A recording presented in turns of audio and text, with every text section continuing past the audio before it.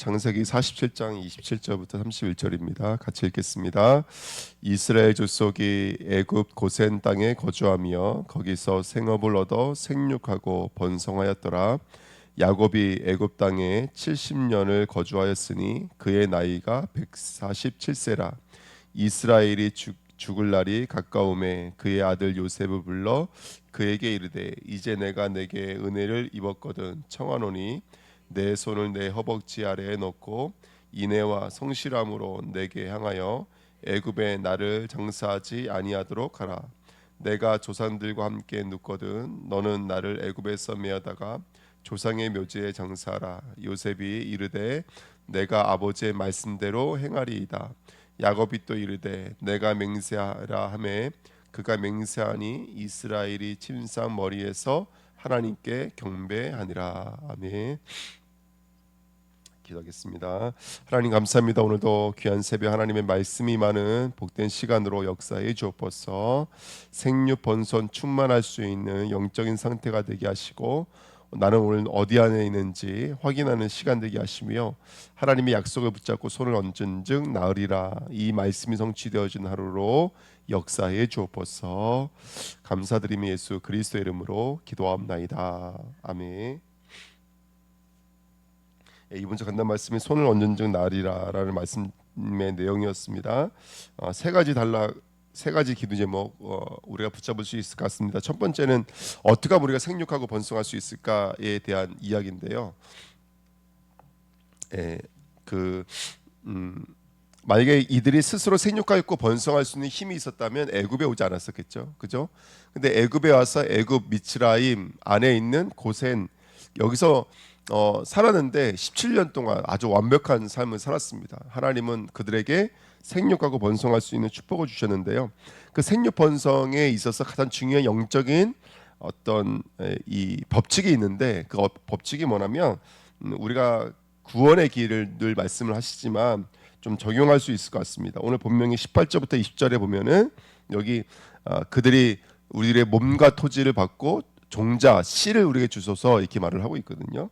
근데 그 몸과 토지가 단순하게 그냥 몸 바디 그냥 토지가 아니라 또 토지 같은 경우에는 에레츠라는 좋은 단어가 있는데 그거 안 쓰고 아담이라는 단어가 쓰고 있고 또 이 몸도 이 시체라는 단어를 쓰고 있거든요. 그러니까 이게 지금 이 시체 흙 nothing 그다음에 흙 먼지 이 말은 아주 인간이 힘이 없다, 능력이 없다, 생명이 없다 이걸 상징하는 단어들입니다. 그렇죠? 그러니까 모든 인간은 여러분 의의가 없어요. 실력이 없고 능력이 없습니다.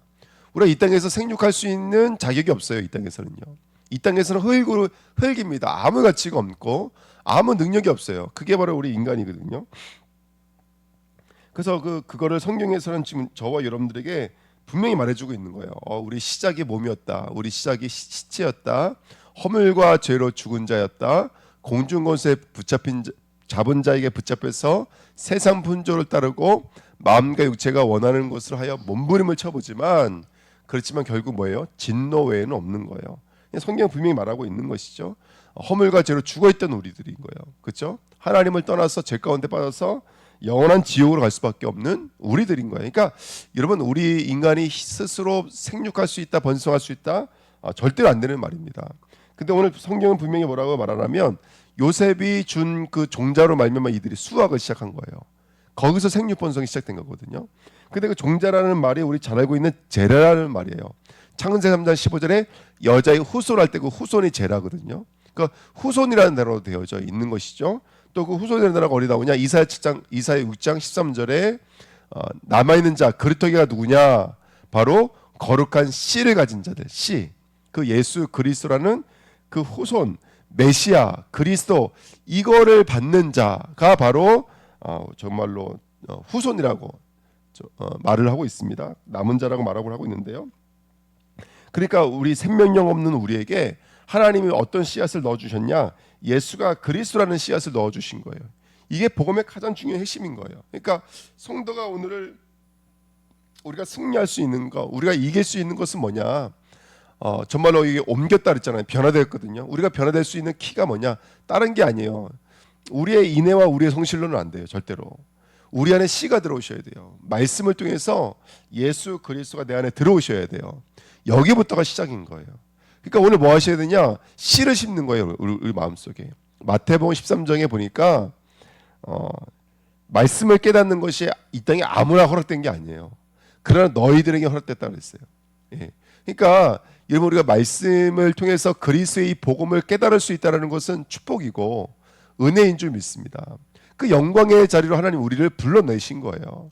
그러니까 오늘 이 시간에 저와 여러분들이 이 말씀 받으면서 씨를 마음에 담는 시간 돼야 돼요. 매일매일 예수가 그리스도라는 그 십자가의 복음이 우리 10년간 마음속에 말씀으로 담겨지는 복된 시간 돼야 될 줄 믿습니다.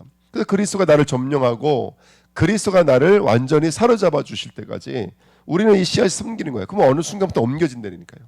영적인 상태가 미츠라임에서 고센으로, 그렇죠? 또 바다나람에서 베델로, 브엘세바로, 가나안으로 저와 여러분들 계속 옮겨지시는 거예요.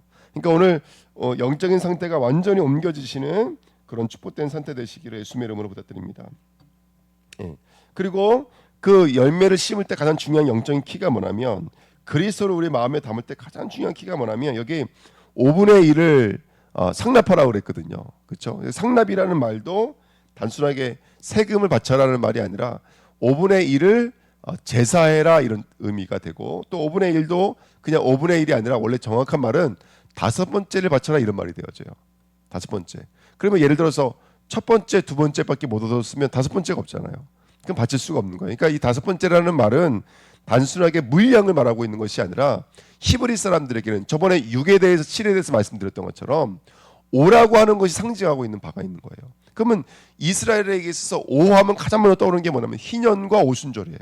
이거 누가 뭐라 그래도 명백한 거예요. 그러니까 그들에게 있어서 성령이 내주하셔서 성령이 인도하시니까 그 광야 땅에서도 50일 만에, 6월절 다음 50일 만에 보리를 거둬들일 수 있는 게 그들의 삶인 거예요.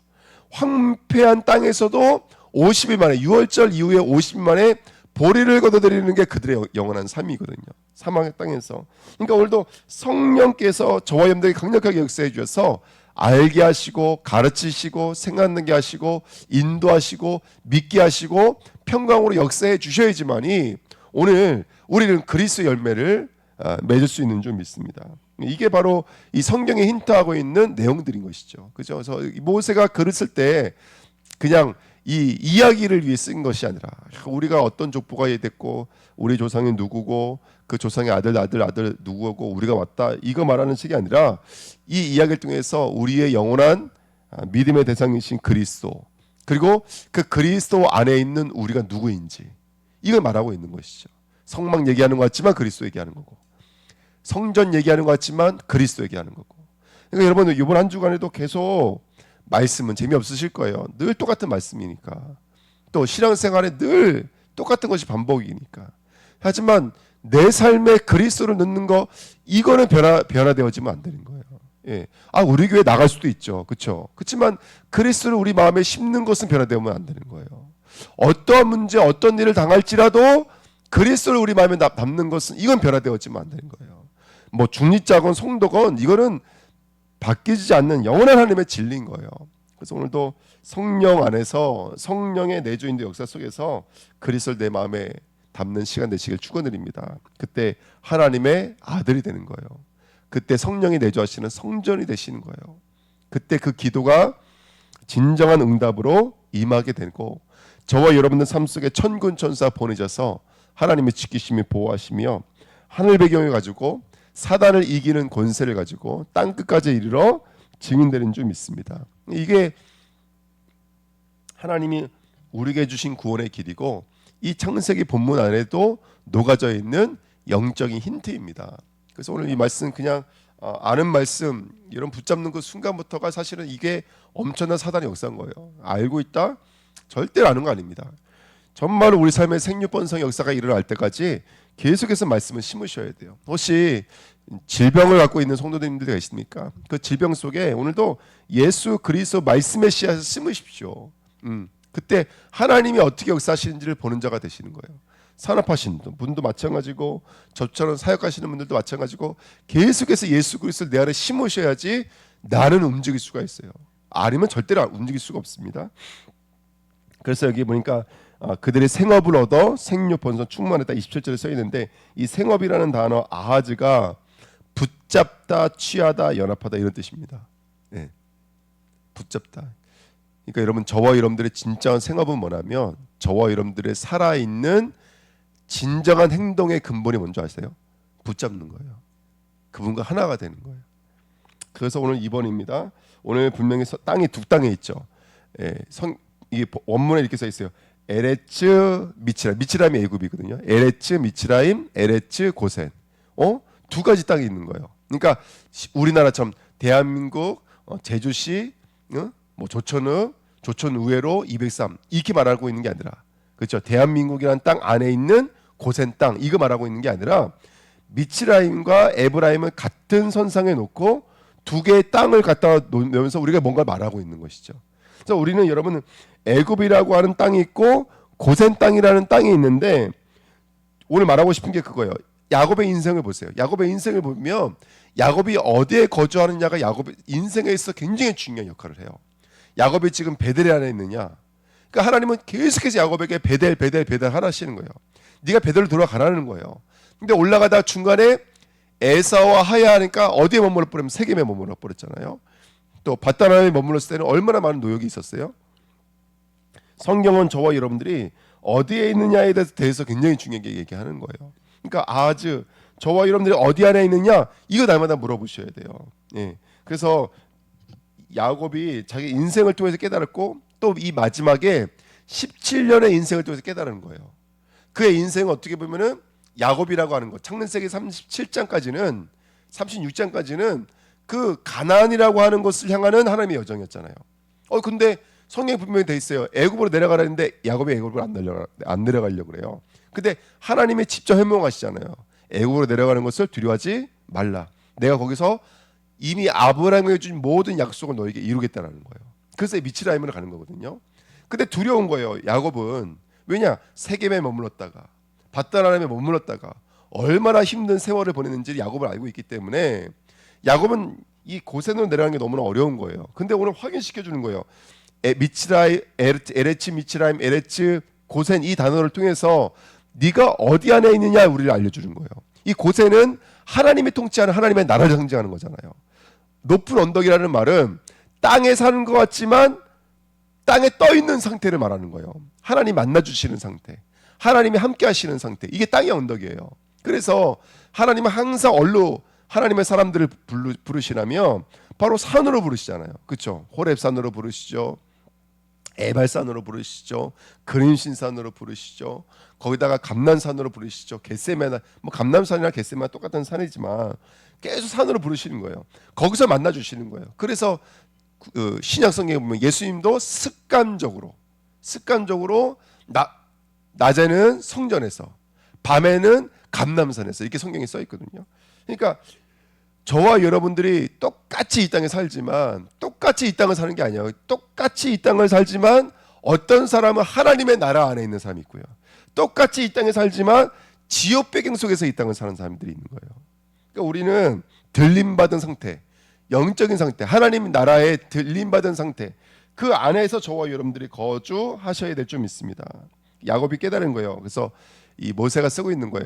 에레츠 미츠라임, 에레츠 고센 땅 말하면서 야곱은 살기는 애굽 땅에 살았지만 그의 영적인 신분과 위치는 어디 안에 있었던 거냐면 바로 그리스도 예수 안에 있었다. 이거 말하고 싶은 것이죠. 그래서 우리가 오늘 제주라고 하는 곳에 살고 있지만 기억하십시오. 나는 하나님 안에 있는 거예요. 나는 언약 안에 있는 거예요. 저와 여러분 누구인지를 꼭 되새김질하시기를 축원드립니다. 이번에 그 2부 때 우리 교회학교 영상 봤잖아요. 그거 보다 보니까 어떤 교수님이 그 장신대인가 우리 교수님이 그 이제 교학교 세미나 하는 거 제가 들었는데 뭐 2%인가 10% 미만이면 복음이 전파되지 않은 미종족 지역이라고 여긴대요. 근데 우리나라가 이제 이 후대를 기준으로 한다면 우리나라도 이제 미종족 시대가 된대요. 후대들 세대가 되어지면 그만큼 이제 우리나라도 이제는 어느 순간 이제 복음이 막을 내리는 그런 시간표가 오는 것이죠. 근데 그 첫 번째 그 선생님 새내기 선생님 그 아이들 뭐 장난 아니잖아요. 그렇죠? 그거 보면서 참 우리들의 모습 보는 것 같은데 근데 그 선생님들이 얼마나 귀해요. 그렇게 뭐 지금 당장 눈에 보이는 열매가 없고 하나님이 하시는 역사가 없어 보여도 그 하나님 앞에서 순종하고 따라가는 그들의 삶을 통해서 결국에는 그 아이들이 언젠가는 하나님의 사람으로 하나님의 역사 안에 들어올 거거든요. 그러니까 여러분, 우리는 현실을 보는 자가 아니라 나는 언약 안에 있는 자고, 나는 하나님의 은혜 안에 있는 자고, 나는 말씀 안에 있는 자라는 것을 날마다 되새김질 하시는 거예요. 그래서 에베소에 보낸 편지에도 에베소에 있는 성도들과 그리스도 예수 안에 있는 신실한 자들에게 이렇게 편지하잖아요. 그러니까 날마다 우리는 어디 안에 있는지를 확인하는 자가 되셔야 돼요. 그래서 그렇구나, 나는 가나안에 거해야 되는구나. 야곱이 이거 하나 깨달았던 것처럼 언약 안에 거해야 되는 거구나. 하나님 안에 거해야 되는 거구나. 나는 믿음 안에, 그리스도 안에, 복음 안에 거해야 되는 거구나. 우리가 이걸 깨달았던 것처럼 오늘도 내가 어디 안에 거해야 되는지를 정말로 말씀을 통해서 깨닫는 거예요. 그러면 언약 안에 거한다는 것이 그냥 이게 추상적인 개념이 아니라, 그래서 내가 예배를 드려야 되고, 그래서 내가 기도를 해야 되고, 그래서 내가 말씀을 붙잡아야 되는구나. 오늘도 성령 안에서 말씀을 내 안에 담아야 되는 거구나. 이것들이 깨달아지게 될 줄 믿습니다. 자, 말씀 묵상하니까요. 그렇구나. 애굽이라는 곳이 있었고 고센이라는 곳이 있구나. 하지만 또 현실이라는 곳이 있고 내세라고 하는 곳이 있구나. 거칠하고 눈에 보이는 거칠라는 것이 있고, 그 다음에 속이라는 것이 있구나. 우리에게는 또 역사, 눈에 보이는 행동들이 나타나는 역사가 있죠. 그렇죠? 우리나라 역사가 있잖아요. 이제 2024년이잖아요. 역사가 있지만 하나님의 언약이 이루어지는 묵시라고 하는 것이 있구나. 예. 그래서 이 네 가지를 가지고 묵상을 해본 게 그거예요. 그렇구나. 우리가 세상에 살지만 저와 여러분들은 사실은 어디에 있는 거예요? 고센 안에 있는 것이죠. 그래서 나는 구별된 삶을 사는 거예요. 계속해서 나는 그리스도 예수 안에 있구나. 영적인 어떤 장을 펼치는 것이죠. 나는 그리스도 예수 안에 있다. 이거 확인하는 거고, 나는 현실 안에 있지만 사실은 내세, 결론과 결과를 가지고 있는 삶이잖아요. 그래서 현실을 살지만 결론을 끌어당겨서 사는 거예요. 예, 결론을 끌어당겨 사는 것이 우리들의 인생이고요. 그 다음에 겉을 살지만 눈에 보여지는 거, 나타난 것, 이것을 가지고 사는 자가 아니라 우리는 믿음으로 사는 자예요. 우리는 그 믿음의 중심으로 사는 자예요. 예. 그 다음에 역사를 사는 자가 언약으로 사는 자인 줄 믿습니다. 그래서 죽음을 넘어서 이 야곱의 확신과 야곱의 유언이 우리 심령과 마음속에 임하게 될 줄 믿습니다. 야곱이 오늘 유언하는 것처럼 우리 주내교회 모든 성도님들도 죽음마저 넘어서고 죽음마저 초월한 하나님의 사람으로 쓰임 받았으면 좋겠습니다. 최종 승리, 최종 완료가 있는 시간표가 분명히 있기 때문에 저와 여러분들이 눈에 보여지는 현실을 더 강조하는 것이 아니라 저와 여러분들은 되어질 그 언약과 영역을 오늘도 붙잡고 나가는 하나님의 사람은 됐으면 좋겠습니다. 내세를 가지고 있지만 현실을 살고 있지만 내세를 가지고 오늘을 사시는 저와 여러분들 시기를 축원드립니다. 이번 여름 선교학교가 그렇게 결론을 가지고 오늘을 사시는 저와 여러분 됐으면 좋겠습니다. 자, 마지막으로 손을 얹으라. 허벅지에 맹세하라 이렇게 말을 하고 있어요. 자, 허벅지에 맹세한다는 의미가 뭘까요? 그 허벅지는 야곱을 이스라엘로 바꿨던 굉장히 중요한 심볼이 되어집니다. 그래서 그 허벅지가 그런 의미가 되겠죠. 그건 다 알고 있을 것 같아요. 저와 여러분들이 오늘도 맹세한다는 것은 이제는 내가 생각으로 살지 않고 기도로 살겠다는 우리의 어떤 다짐입니다. 그리고 힘과 능력으로 살지 않고 믿음으로 살겠다는 언약이고, 인본주의로 살지 않고 신본주의로 살겠다는 중심인 줄 믿습니다. 오늘 내 삶 호흡하는 순간과 찰나까지 이 말씀이 저와 여러분들 삶 속에 적용됐으면 좋겠어요. 정말 중요합니다. 예. 자, 그 다음에 손을 넣고, 이 넣고라는 말이 숨, 두다, 배치하다, 임명하다 이런 얘기거든요. 그래서 안수라고 하는 이 사마크가 이 숨이라는 단어에서 왔습니다. 그러니까 손을 얹은즉 그 사람이 낫게 되는 것이죠. 그래서 이 손을 얹다라는 티데미는 헬라어인데요. 히브리어 순과 같은 의미를 갖고 있는 단어입니다. 예수님도 이렇게 손을 얹을 때 그 사람이 치유되어지고 병이 낫는 것처럼 저와 여러분들이 이번 한 주간 안수하십시오. 그래서 그 사도들이 요한의 세례만 알고 있는, 그러니까 복음을 지식으로 알고 있는 자들에게 손을 얹은지 그들이 성령의 세례가 임했던 것처럼 이번에 참 이게 중요한 메시지가 아닌가 생각이 들어요. 그래서 우리가 다들 복음을 지식으로 갖고 있거든요. 지식으로 갖고 있는 복음이 이게 생명이 되어지고 능력이 되려고 한다면 결국 우리가 손을 얹어야 됩니다. 주님이 나에게 먼저는 손을 얹어 주셔야 되고 그 다음에 내가 또 그들을 향해서 중보하며 기도할 때 옮겨지게 될 줄 믿습니다. 근데 참 의미 있는 것은 뭐냐면 오늘 이 야곱이 요셉에게 이 유언을 내면서 나를 메어다가 장사하라. 내가 눕거든. 그러니까 요셉이 내가 그 말대로 행하리이다. 이 말들이 다 십자가, 부활, 죽음, 승천, 재림과 관련된 단어들이거든요. 우리가 손을 얹게 되면 그리스도의 일들이 일어나게 될 줄 믿습니다. 예, 저는 이게 참 말씀 참 은혜로운 말씀이더라고요. 오늘 손을 얹는즉 그리스도의 일들이 일어나게 될 줄 믿습니다. 생류 번성 충만한 자리까지 오늘 계속해서 손을 얹으시고요. 예, 믿음으로 승리하시기를 축원드립니다. 하나님 아버지 감사드립니다. 언약의 말씀이 성취되어지는 오늘로 승리하도록 역사해 주옵소서. 감사드리며 예수 그리스도의 이름으로 기도하옵나이다. 아멘. 감사합니다.